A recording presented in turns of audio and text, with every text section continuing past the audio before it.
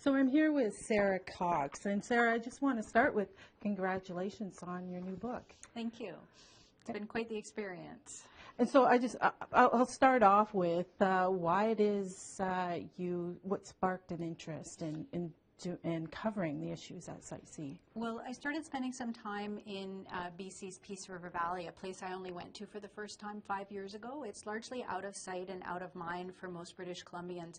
And I was so struck by the stories that people had to tell about the impact that the, at that time, proposed Site C dam would have on them.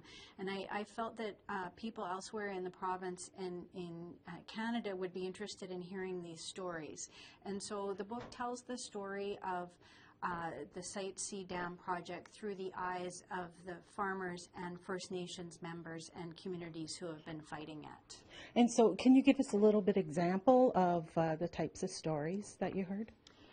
Sure. Well, I heard many different stories. The book follows a farming couple, Ken and Arlene Boone, as they fight the dam, and they live in an area called Bear Flat Cache Creek, which is also a special cultural area for Indigenous people who have been in the valley for, as you know, for millennia, long before any settlers arrived.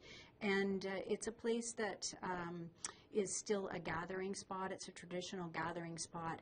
It's a place that would be either flooded by the Site C dam or part of it would be destroyed by the relocation of a provincial highway for Site C.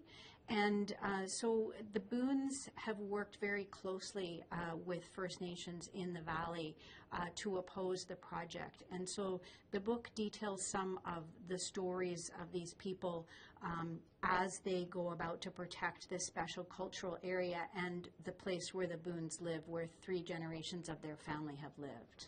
Why did it strike you as so important to do a book about this? To basically tell the stories that weren't being told. There's a lot of misinformation out there about this project, that it's necessary, that it's for the greater good. When you start to dig down and look at the facts as opposed to some of the spin around the project, you find that that is absolutely not true. The project is not needed. If BC needed more energy, there are far cheaper, far less destructive ways to get that energy. And so I just felt that those were important facts to get out there. All right. And this is ongoing. Do you plan on having a second book? I haven't thought that far. I'm still pretty immersed in getting this one out into the world. There's certainly, it's an ongoing story. It's a story that's not over yet.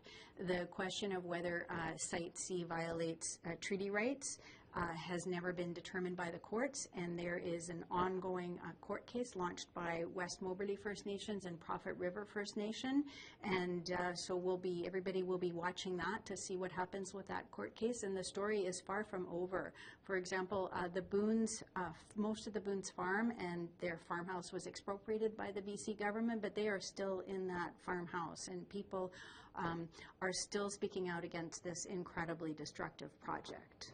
Okay. Thank you very much. Thank you, guys.